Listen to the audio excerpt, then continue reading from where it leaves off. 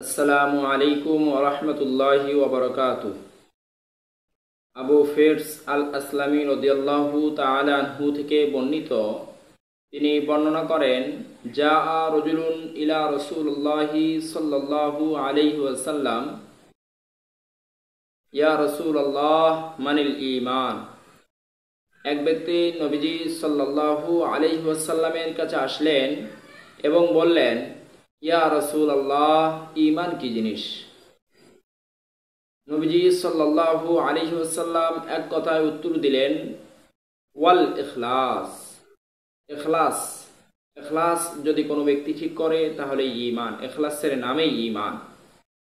ইখলাস কাকে বলা হয়? ইখলাস বলা হয় যেই কাজ বা যেই আমল একমাত্র আল্লাহ তাআলার সন্তুষ্টির উদ্দেশ্যে করা হয়, তাকেই বলা হয় ইখলাস।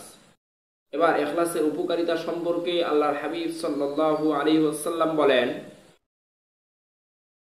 মান ক্বালা লা ইলাহা ইল্লাল্লাহু মুখলিসান কাত্তু, কোন ব্যক্তি যদি ইখলাসের সাথে একবার লা ইলাহা ইল্লাল্লাহ বলে, ইল্লা ফুতিহাত লাহু আবওয়াবুস সামা, এর দ্বারা আসমানের সমস্ত দরজা খুলে দেওয়া হয়। সুবহানাল্লাহ।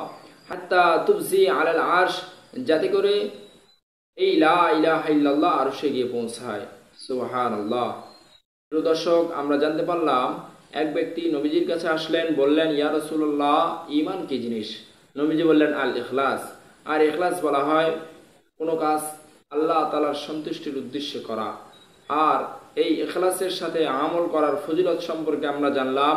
কোন ব্যক্তি যদি একবার লা ইলাহা ইল্লাল্লাহ ইখলাসের সাথে বলে, তাহলে আল্লাহ রাব্বুল আলামিন আসমানের দরজা খুলে দেন, যাতে করে এই কালিমা বা লা ইলাহা ইল্লাল্লাহ আরশে গিয়ে পৌঁছায়। সুবহানাল্লাহ। প্রিয় দর্শক, এই লা ইলাহা ইল্লাল্লাহ বলা খুব সহজ।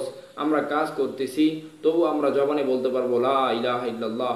আমরা হাঁটাচলা করতেছি, চলাফেরা করতেছি, তবু আমরা বলতে পারবো লা ইলাহা ইল্লাল্লাহ। আল্লাহ রাব্বুল আলামিন আমাদের সকলকেই বেশি বেশি করে এই কালিমা পড়ার তৌফিক দান করেন। আমিন।